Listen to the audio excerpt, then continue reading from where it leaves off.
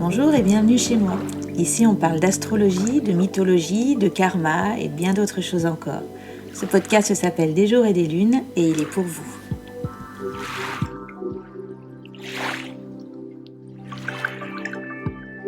Aujourd'hui, après le Verseau du mois dernier, autour du signe du Poisson. Le Poisson est en effet le 12e et le dernier signe du zodiaque, qui est caractérisé par son symbolisme qui va être lié à l'eau et tout ce qui a trait à la sensibilité émotionnelle. La planète gouvernante des Poissons, c'est Neptune, en tout cas depuis sa découverte. Auparavant, la planète qui était attribuée aux Poissons, c'était Jupiter. Neptune, c'est la planète des rêves, c'est la planète de l'imagination, ce qui fait que le signe des Poissons est généralement réputé pour sa nature intuitive et altruiste. On va dire souvent des personnes nées sous le signe des Poissons qu'elles sont empathiques, qu'elles sont créatives, qu'elles sont spirituelles. Ce qui est intéressant à noter, c'est que le signe du Poisson est associé au mois de février et c'est donc le signe de la transition. C'est le signe qui va manifester le moment où l'on passe de l'hiver au printemps. D'une certaine manière, c'est la fonte des neiges avant de libérer le réveil de la nature. Les Poissons, c'est donc un signe qui symbolise la fin d'un cycle et le début d'un nouveau départ. On les connaît souvent pour leur capacité à ressentir profondément les émotions des autres et à leur capacité à se connecter facilement aux besoins émotionnels de leur entourage. Enfin, pour terminer cette introduction sur les Poissons, je pourrais dire que leur sensibilité et leur compréhension naturelle en font généralement de précieux amis et des partenaires très compatissants. Alors, si je donne quelques grandes lignes du signe, donc les Poissons, c'est un signe qui démarre généralement autour du 19 février, qui va se conclure autour du 20 mars, date, comme vous ne l'ignorez pas, du printemps. Le mode du signe des Poissons, c'est le mode mutable. La planète dominante, c'est donc Neptune et également Jupiter. Et l'élément du Poisson, c'est l'eau, comme le Cancer et le Scorpion. Les forces, comme ça à première vue du Poisson, je dirais que c'est la compassion, c'est l'instinct, c'est une forme d'intelligence et c'est la sincérité. Mais paradoxalement, les faiblesses du Poisson vont être la peur, vont être une trop grande naïveté, une tendance à la tristesse et également une tendance à la fuite et à l'évitement. Pourquoi je dis paradoxalement ? Parce que je vous ai parlé de sincérité dans les forces et que finalement on se trouve un petit peu à l'opposé. Alors ce que le Poisson aime, c'est être seul. Le Poisson aime tout ce qui va avoir trait à la spiritualité. Le Poisson aime le repos, c'est un fan des siestes. Et le Poisson aime l'amour. Ce que n'aime pas le Poisson, généralement, ce sont les critiques, c'est la cruauté, ce sont les résurgences du passé quand elles sont négatives. Comme je vous l'ai dit, c'est un signe qui possède une grande compassion, qui possède une capacité émotionnelle réelle, mais son plus grand challenge, c'est de parvenir à ne pas se laisser submerger par les émotions extérieures. Sachez également que le Poisson fait partie des signes qui croient en la rédemption, c'est-à-dire sur le fait que tout le monde mérite une seconde chance. Alors, on va essayer de détailler un petit peu plus précisément ce signe du Poisson. Si je devais citer quelques grandes qualités, après les premières que je vous ai données, c'est d'abord la richesse de sa vie intérieure. Le Poisson, c'est un signe qui est marqué par l'inspiration. Une autre de ses qualités, c'est donc l'intuition et la sensibilité, qui vont effectivement aller avec cette inspiration. C'est également un signe qui est le plus associé aux religieux.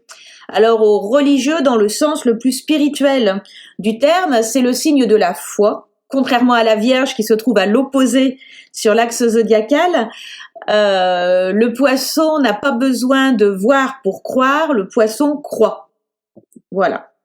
C'est un signe de très grande réceptivité. C'est un signe qui est capable d'énormément de compassion et d'un très grand dévouement.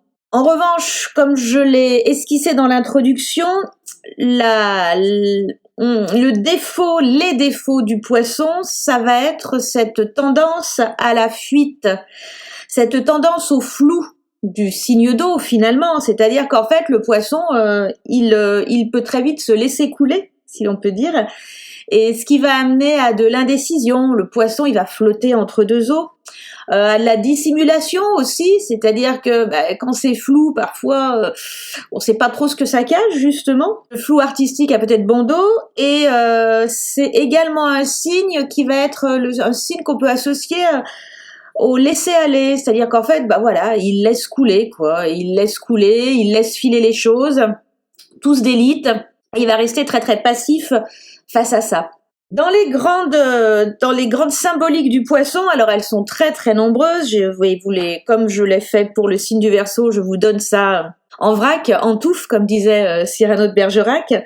Donc le poisson, il va être symbolisé par l'aboutissement, puisque c'est le dernier signe du zodiaque, c'est la fin, par l'illimité, parce que c'est la grande eau universelle qui vient submerger tout le monde, par l'infini, le cosmos, le mystère. La foi, la prière, la dévotion, c'est la grâce, c'est le signe qui est associé au christianisme. La dissolution, le sacrifice, le dédoublement, la fuite, la résignation, la fraude, l'alcool, la drogue, la trahison, l'épreuve, la photographie, l'océan, les hôpitaux, la philanthropie, la charité, le mystère, la magie, le mysticisme, les choses cachées, la souffrance, les prisons, les ermitages, les asiles, l'exil, la migration, les guérisseurs, les saints, le pétrole, les aquariums, la pêche, le vagabondage, la pitié, le dévouement, les miracles et les pieds. On dit que les pays poissons sont le Portugal et l'Égypte. Voilà pour le vrac. Donc maintenant, si j'essaye de vous brosser un caractère théorique des poissons. Alors, je reprécise bien sûr ici que quand je vous donne toutes les caractéristiques en vrac, qualités et défauts, c'est parce que, comme je vous l'ai déjà expliqué, je crois, nous avons tous du poisson en nous. C'est-à-dire que nous ne sommes peut-être pas du signe solaire des poissons, auquel cas, effectivement, tout ce que je vais dire du caractère théorique des poissons va un peu moins vous concerner, mais nous avons tous des éléments de notre thème en poisson, que ce soit des maisons, puisqu'il y a 12 maisons dans le zodiaque, ou que ce soit même des planètes. Vous pouvez avoir des planètes en poisson, et ce qui va forcément prendre toute la dimension des éléments que je viens de vous donner précédemment. Revenons quand même plutôt sur un soleil poisson. Donc, caractère théorique d'un poisson, les natifs du poisson se reconnaissent avant tout à leur profonde sensibilité. Pourquoi ? Parce qu'en fait, ils ont une vie intérieure qui est très riche, qui est intense. Une des qualités du poisson, c'est de ressentir les ambiances, les êtres, les choses, avec une très vive acuité qui est à la limite de la médiumité. Vous savez, c'est ce type de personne qui rentre dans une pièce et qui va vous dire « je le sens » ou « je le sens pas ». Ça, c'est typiquement poisson. Alors, cette puissance émotionnelle, elle se conjugue avec énormément d'intuition, d'inspiration, d'imagination, bien sûr. Et c'est pour ça que, même si le poisson est extrêmement réceptif et disponible aux autres, c'est également un signe qu'on va trouver très souvent absorbé dans son monde et dans ses rêveries. En fait, plus qu'aucun autre signe, le signe du poisson prédispose à la contemplation et à la communion avec l'ensemble de l'univers. C'est le signe de la méditation par excellence. Tout cela va coexister avec une très grande compassion, avec un désir de venir en aide aux petits, aux oubliés, aux négligés, à tous ceux qui souffrent.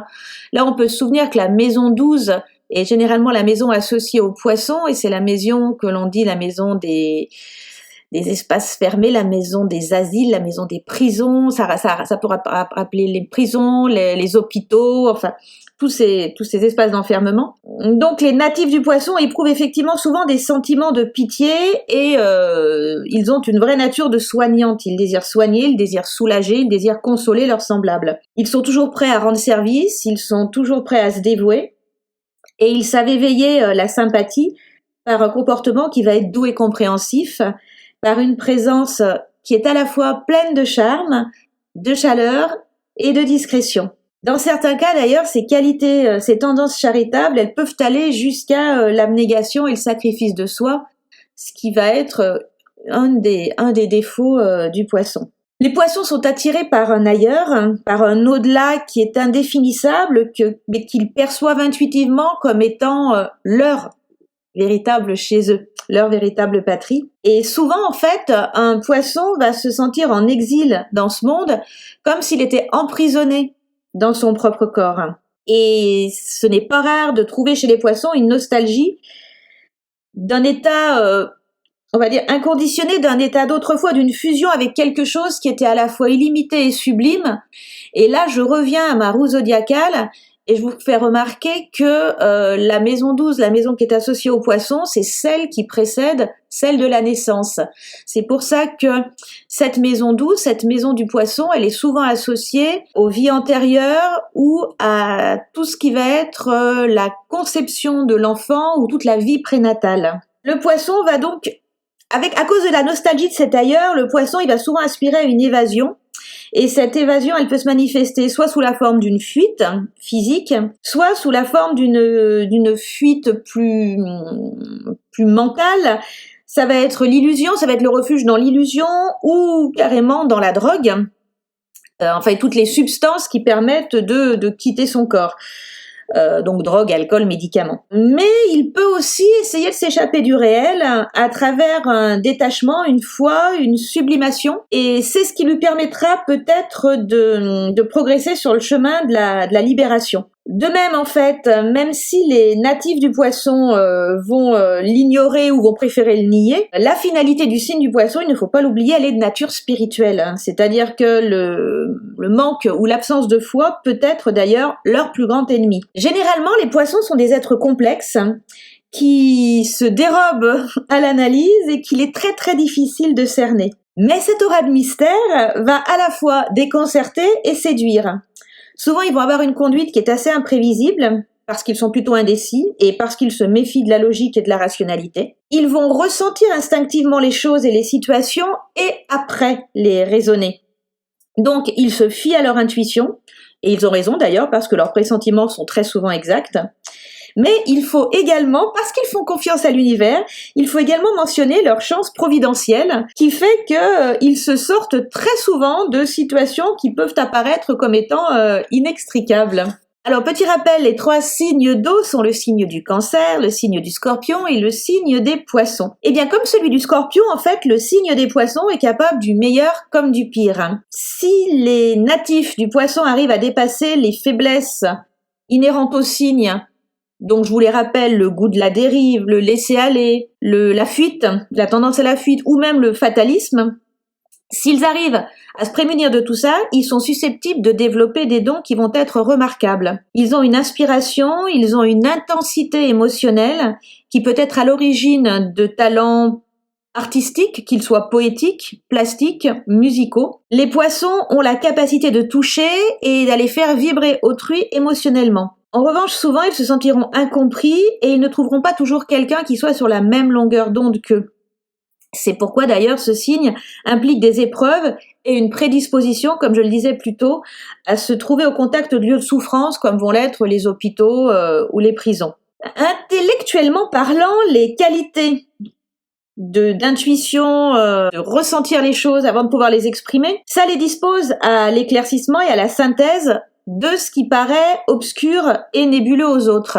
Parce que les poissons sont capables de faire des liens pertinents entre des choses qui ont en apparence aucun rapport. Ils vont avoir des intérêts, ils vont avoir des conceptions qui peuvent être un petit peu hors la norme et parfois ils vont tenter de partager leur vision, leurs rêves, leur perception des événements ou de la vie tout simplement. Mais en revanche, ce n'est pas toujours facile pour le poisson de formuler avec des mots. Ce qui fait que s'ils n'ont pas, s'il n'y a pas dans le thème une capacité à pouvoir matérialiser par les paroles tous ces ressentis, ils vont souvent garder le silence sur ce qui les anime et sur ce qui les intéresse réellement. En général, les poissons vont fuir les milieux bruyants et agités parce que tout ce bruit a tendance à couvrir leur voix intérieure. Ce que les poissons préfèrent, c'est pour ça que je disais que c'est un signe qui aime être seul, il préfère se laisser porter par sa propre fantaisie, il préfère s'évader dans la musique, dans la beauté de la nature, dans les films aussi, il se laisse très facilement émouvoir et porter. Il y a également chez le poisson quelque chose d'assez adorable qui est un attrait profond pour la magie, mais la magie du quotidien, c'est-à-dire toutes ces petites choses qui sont a priori banales. Les poissons peuvent s'enthousiasmer pour ce que d'autres ne remarquent même pas. et ils ont le don de faire du quotidien une aventure qui va être exaltante. En ça les rend aussi artistes, puisqu'ils sont capables de porter un regard qui va être différent sur les choses qui vont pour d'autres apparaître complètement banales. Ce goût de l'évasion, cette recherche du merveilleux, elle peut parfois les pousser au voyage, elle peut les pousser à la découverte d'horizons lointains et inconnus, mais il faut savoir aussi qu'elle peut les mener à l'alcoolisme ou à la toxicomanie ou l'addiction aux médicaments en général. Alors, côté vie sentimentale, donc là, ça va plus concerner, je dirais par exemple une Vénus Poisson, une Lune en Mars, enfin bon, un Soleil aussi également, mais voilà, si vous avez une Lune, si vous avez une Vénus en Poisson, surtout, ça peut vous concerner. Donc, le Poisson va donner un pouvoir, une maison 5 en Poisson. Donc il va y avoir avec le Poisson un pouvoir de séduction qui est assez étonnant, parce qu'il est à la fois fait de passivité, de sensibilité et de magnétisme. Le Poisson va aimanter en fait. C'est-à-dire que les personnes qui sont marquées par ce signe, elles laissent rarement le sexe opposé indifférent, ou le sexe identique d'ailleurs. Mais alors par contre, elles vont également avoir tendance à dérouter beaucoup les gens qui vont s'intéresser à elles, qui vont s'attacher à elles, parce que cette tendance à la rêverie qui est au Poisson fait que parfois il va souvent rêver sa vie sentimentale mais pas s'y investir réellement. Alors, ça peut être par timidité, ça peut être par indécision, ça peut être par indolence, ou alors inversement, ce côté qui aimante, c'est-à-dire une espèce de tendance à être un petit peu Don Juan, vous voyez, on attire et on accepte tout, on ouvre tout dans ce grand esprit d'universalité. Ou alors, autre extrême, on sublime ça à travers la spiritualité des aspirations d'autres ordres. La jolie chose à conserver concernant le Poisson et l'amour, c'est que ces natifs vont être capables d'aimer d'une manière désintéressés et sincères. Ils sont pleins de délicatesse, ils sont très tolérants vis-à-vis des faiblesses de leurs conjoints. Ils peuvent se dévouer à des personnes souffrantes ou malmenées par la vie. Quelles professions peuvent concerner les natifs du Poisson ou les personnalités influencées par ce signe? Comme je l'ai dit, avec cette vocation soignante, ça va être toutes les carrières dans les hôpitaux. Les médecins, les infirmiers, les infirmières, les aides-soignants, les psychologues, les psychiatres, bien sûr, avec en plus le lien avec l'esprit, les podologues aussi, puisque je vous ai parlé des pieds. Alors, signe d'eau, évidemment, la navigation et la pêche sont des carrières qui sont susceptibles d'intéresser le Poisson. Artistiquement, ça va être, comme je l'ai dit, la musique et la photographie. Ça peut être la poésie, l'écriture, bien sûr, s'il y a les bonnes capacités d'expression. Donc, regardez Mercure, Vénus. Ça peut être les professions qui attirent le Poisson peuvent être aussi toutes les vocations religieuses. Comme c'est un signe qui est lié à l'eau et à ce qu'il y a sous l'eau, il y a également le pétrole, toutes les professions autour du pétrole, des forages, du mazout, ça peut être Poisson. Toujours avec cette tendance à être sous l'eau, dans le flou, dans le pas clair, ça peut être les laboratoires, le contre-espionnage, les renseignements. Toutes les professions qui vont avoir un rapport avec l'alcool, le tabac, la drogue aussi. Les gaz, les eaux, les prisons ou la sculpture, tout ce qui permet de donner forme aussi sur la matière. Côté santé, le Poisson peut avoir une tendance aux troubles nerveux par cette hypersensibilité qu'il va avoir. Également les maladies complexes et étranges ou tous les virus, ça c'est très très Poisson. C'est-à-dire les choses qui se diffusent comme ça sans qu'on puisse le maîtriser. Son hyper-émotivité va aussi lui donner une tendance au choc émotif et au chagrin divers. Également à savoir qu'un Poisson peut parfois se réfugier dans la maladie, qui est une manière d'échapper au réel et de se mettre dans une forme de bulle. Enfin, si on veut le requinquer, il faut savoir que des séjours à la mer sont excellents pour leur santé morale et physique. Voilà pour une présentation du signe du Poisson. Je vous retrouve la semaine prochaine pour vous parler cette fois-ci des planètes en Poisson. À bientôt!